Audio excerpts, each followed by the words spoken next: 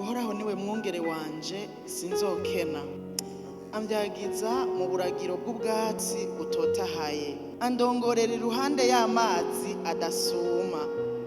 Aremesha umutima wanje. Anyobora mu nzira zo kugororoka kubw'izina ryiwe. Mbere naho noca mu mwonga w'igitutu c'urupfu, sinzogira ikibi ntinya kuko uri kumwe nanje. Inyobozo yawe n'ubuhiri bwawe nivyo bimpumuriza.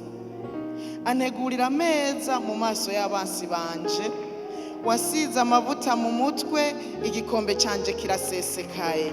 Nukuri vyiza n'imbabazi bizonkurikira imisi yose y'ukubaho kwanje. Bizonyomako imisi yose y'ukubaho kwanje. Nanje nzoba mu ngoro y'Uhoraho ibihe byose. Amen. Iyi zaburi ndiko ndayirumvira ko narumvise nimbega basha tuza kwiganyira bigenze gute. Uyu Dawidi yandikiye zaburi yavuze ngo Uhoraho n'umwungere wanje sinzokena. Avyibutse ko Uhoraho ari we mwungere wiwe, aravuga ngo sinzokena amagara meza, sinzokena kanoti, sinzokena amahoro, sinzokena umunezero, kuko Uhoraho ari we mwungere wanje. Erega kubura amahoro n'ubukene bubi.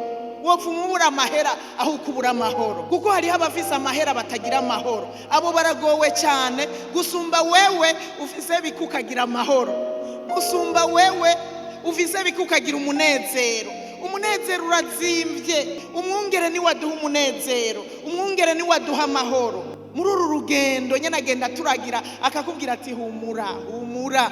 Iyo aje akagukanda neza, akwitwararitse, agufise ku mutima, akaguhumuriza, nta muri amahoro tuzokena. Ndashima Imana ko nigeze nkena amahoro. Ndashima Imana ko ata mahoro nakenye muri uyu mwaka. Uko vyari biri kose umutima wanje wabayemwe amahoro. Ndashima Imana ko ata munezero nakenye. Wewe ushobora kubura ngaha hari igihe wakenye umunezero, ariko ushima Imana iyi misi isigaye hariho ivyizigiro ko Imana izokunezereza, umunezero ukwibagiza imibabaro yose wagize.